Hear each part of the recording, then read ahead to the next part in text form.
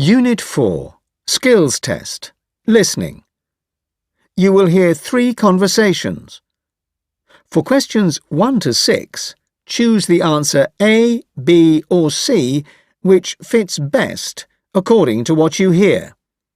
There are 2 questions for each extract. Extract 1. You hear a man and a woman talking about leisure activities. As a teenager, whenever I played a game on my computer, my mother used to say, "Don't you have something better to do?" She would get pretty wound up about it because she thought it wasn't healthy, but she didn't have any problems with me spending hours and hours reading a book. I can see why, especially when it's online and people can pretend to be someone your own age. That can be worrying. But don't you think it is a waste of time? You can learn a great deal through reading. True, but I do think I benefited from it. I enjoy it because I can escape into a virtual world where I can venture around.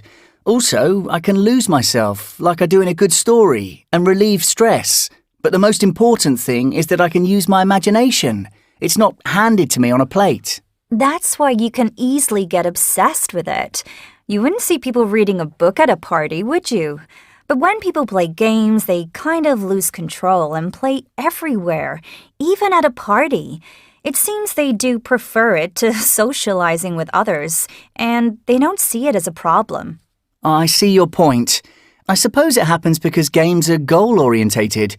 You set out to achieve something, and you know how far you are from it, so you want to carry on playing to get there. That's why you get hooked. There you are, but I guess it explains why it can be far more engaging than reading a book. Extract 2. You hear a radio conversation between 2 psychologists about an experiment called The Machine to Be Another. Have you read about the Machine to Be Another experiment? The research that I'm interested in is the one conducted by a Danish university. Basically, it shows you the world from another person's perspective. It involves 2 people wearing cameras and headsets to synchronize movements and swap bodies. I had a go and found the setup quite simple. It can be used to promote a range of things, such as tolerance and understanding. But what the Danish team focused on, which I find will revolutionize the industry, was the care system. They wanted to learn more about the experiences of patients in order to design things that meet their needs. I haven't read the article about the Danish experiment, but I am familiar with the work of Be Another Lab. What they suggested was similar, that being somebody else would give insights into how that person feels. It allows you to look at things from a different perspective. When I tried it, I didn't really know what to expect at first. Seeing things through someone else's eyes is one thing, but being able to sense things at the same time, that is the key to making it completely believable.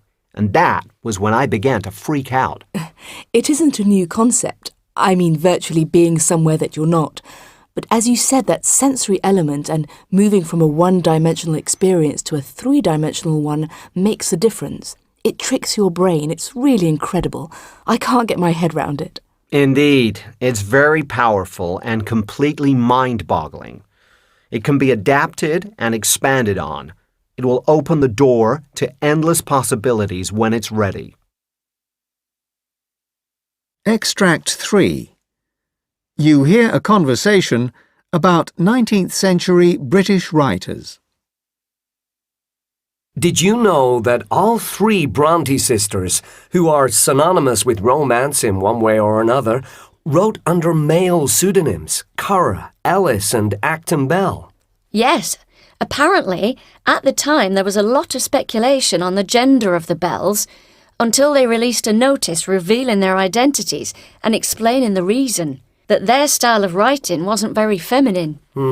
I'm not convinced that's why they did it, though.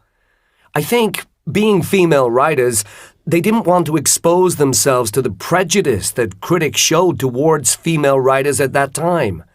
Would their books have been received differently? Well, that's quite possible. What fascinates me most is how they came to choose those names. There's not much information about it, though, but I read somewhere that it's very likely that Charlotte and Anne got their first names from the names of two successful and influential female figures of the time, Mary Currer and Eliza Acton. Yes, they must have put a lot of thought into it. I'm not surprised because Eliza was a very well-known poet and writer. She could have influenced them. Did you know that she wrote one of Britain's first cookbooks? Word has it that there was no demand for poetry, so she decided to do something for which the world had a need, and apparently that topic was cooking. Oh, that's amazing. I had absolutely no idea she wrote a cookbook. I suppose it was very successful. Indeed, which shows she did the right thing.